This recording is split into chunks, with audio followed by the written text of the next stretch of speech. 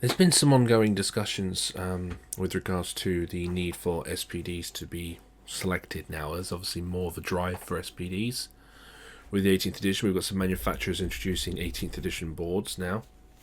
And there are many debates and questions with Sparkies, especially those in the domestic, about whether or not they should be selling the SPDs with the boards, shouldn't be. And so I just wanted to cover the little bit of the regulations that covers the selection a bit, about whether we need to install SPDs or not, just to kind of cover this area. So the fundamental problem that we have is the reliance on the client upon the electrician to interpret the regs about the need for SPDs. And unfortunately, the way the regs is written, it's been introduced, and there's been some guidance, there's been some effort to help with this, but I think it's still hard to properly interpret with the way it's written. I think understanding the way it's written has been a bit of a problem.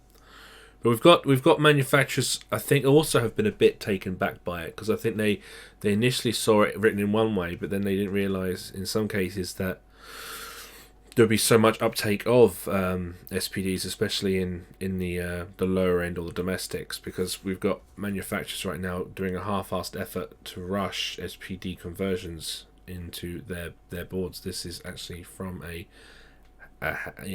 Hager supplier, but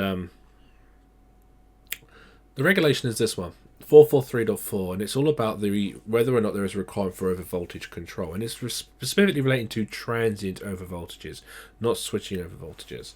And so it just says protection against these transients will be provided. So this is where they are required if one of the following four conditions are met. So there's a result in a serious injury or loss of human life.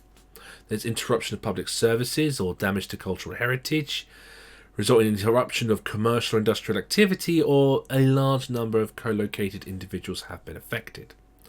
If one of these four circumstances is ticked with the installation that you are seeking to provide protection for, then we do need overvoltage protection.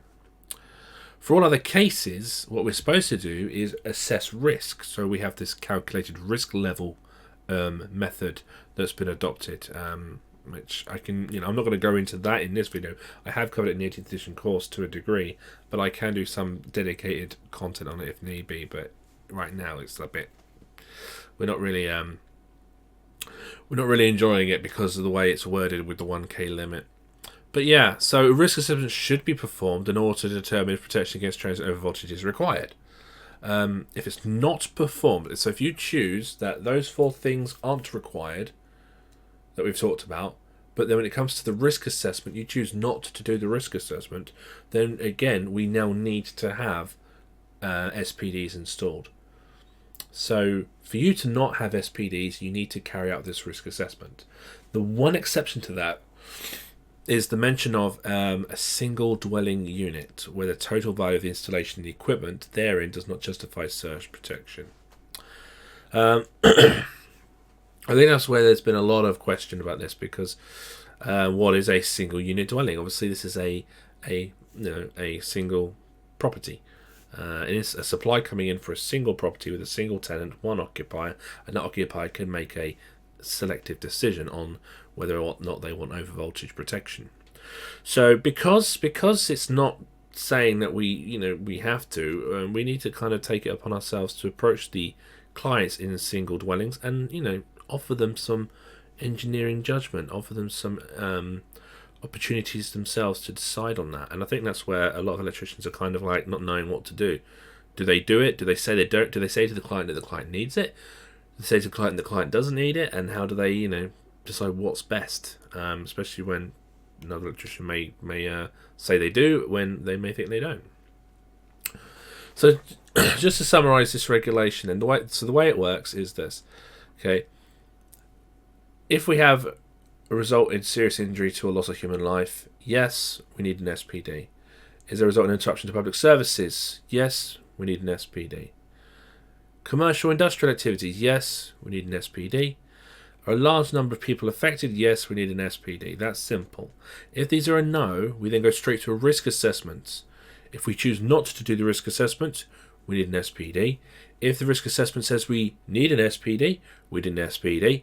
If the risk assessment says we don't need an SPD, therein the risk assessment supports the judgment to not select an SPD. However, the risk assessment is not required if it's a single unit dwelling, and I'll just hide my webcam there, because a single unit dwelling is considered, can be separated from the risk assessment due to the financial value of the property or the electrical equipment within the property. That's the current layout. Now let's just translate some of these, shall we? Let's translate. So, result in serious injury to or loss of human life. My interpretation of that would be something like care home, hospital, medical centres, doctors' surgeries, things like that, where continuity of supply that could be affected from a transient over voltages could result in could be affected by damaged equipment from an over voltage. There may be other examples, but that's what you've got to start translating this information to. You've got to translate it to actual installations to decide. So any of these scenarios, I think this says we'll need SPDs. What about this next one? Interruption of public services and or damage to cultural heritage. So this is quite a wide area. So cultural heritage could be museums, castles, National Trust buildings. Public services could be airports, data centers. So there's quite a wide variety of locations that may come under that consideration. For all cases of doubt, ask the client about the actual facility. Ask the client about the installation, what service the business does. If they consider it to come under that, then yeah. If they consider it to come under that, then you're going to have to include it within this assessment. The next one, result in interruption of commercial or industrial activity. If you think about that, hotels, factories, shopping, supermarkets, banks, industry, that is a lot of things. That is a lot of things. Yeah, most of the stuff that I work in comes under that. So yeah, factories, industries, shopping centres, districts, hotels, all of those would have an interruption in their commercial industrial activity. It would have a huge economic impact if the system was to be damaged. If the economic impact of the transit over voltages is detrimental to the business, hence SPDs are pushed as a requirement. The last one, affect a large number of co-located individuals. So we talk about administrative locations, offices, colleges, schools. We also may be talking about residential buildings, so homes where we have a block of flats, but we're not maybe talking about the individual dwellings there. It might be that we're mainly talking about the landlord suppliers and the sub-distribution. It really would depend on your assessment on that. But what you now need to try to think about are some installations you may work on that are not within this lot. Are not within this requirement. If your electrical installation that you're working on does not come in this remit, maybe such as a single unit dwelling, but if anything you're working on doesn't come in this remit, then maybe you can risk assess. But for all intents and purposes, we are going to be putting in SPDs a lot of the time. But let's assume then that we have gone down the route of single unit dwelling. This is where we then have to say, right, this is the important part, is where we have to help talk to the client. And it's not a case of selling the SPD to the client. It's about informing the client about the device's actual intent.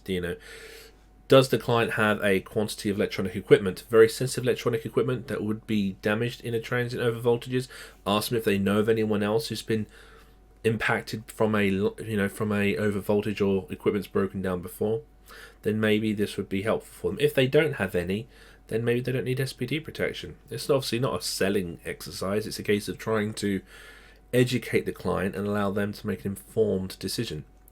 For all intents and purposes, the devices are not too expensive, and it might be worth just a little bit of information, a little bit of literature maybe you could produce to pass to the client to allow them a bit extra time to consider upgrading to these devices. Yeah, there are other kickbacks, you know, the maintenance aspects, but for single unit dwellings, the regulation says it's down to the cost. It's down to the consideration of the economic impact of an overvoltage, and it's as simple as that. I think with modern, you know, I think these devices aren't too expensive. You know, these you can get these domestically for I believe right now, you know, £60 to £85. I think that's not, you know, it's not too much of a burden when you compare it to, you know, AFDDs, or you compare it to you know, the impact that could happen if it damages their tablets or their phones and things. But do make sure they are properly informed on what the device does. You know, we can create some material to help you with that if you want to refer them to it, but that's completely up to you.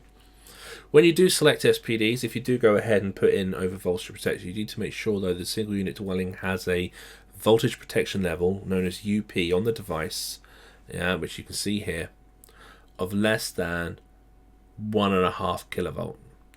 And the reason we want it to be less than or equal to 1.5 kilovolt is 1.5 kilovolt is the lowest. This is from BS 7671. For a 230 volt supply, the 1.5 kilovolt was the lowest voltage protection level for sensitive electronic equipment such as alarm panels, computers and the like.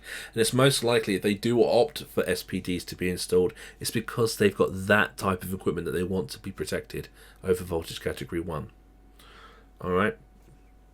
But I just wanted to do this video just to kind of help illustrate this thing here and talk about types of installation that may relate to the actual 4 requirements in the regs. And I think that's what some electricians are having trouble doing, is understanding this. So if the installation that you're designing or you're working with is anything like these, anything that comes under this, ask the client if you're not sure, then it must have an SPD. If it doesn't come under these, you must risk assess. If you don't risk assess, you must put in an SPD. If you do risk assess and it doesn't need it, fine. You don't have to risk assess if it's a single dwelling, such as this, because a single dwelling is considered to not require it. If the client does request it, or if the client agrees it's a good idea, then you go for it. All right, so that the SPD selection stops here with effective risk assessment from it not requiring these. If they don't require these, then effective risk assessment proves they're not needed, then there's no SPD needed. Or if you don't require these and it's a single unit dwelling and the client agrees that their equipment does not need the protection, then an SPD is not needed. So for all intensive purposes, we can see why there's a lot of talk now about the requirement for SPDs moving forward. Alright. Okay, well I hope that's come across okay. Alright. If you need further explanation, just let me know. Also with regards to SPDs, if you want me to talk about risk assessments, connections of SPDs, types of SPDs, just let me know. Alright, I just wanted to quickly record this because I'm on a duty holder course tomorrow. I'm delivering training, and then I'm off to Wales again. I'm not going to find the time to record it, so it's late, but I wanted to get this done. Let me know if you need anything else. Cheers guys, bye bye.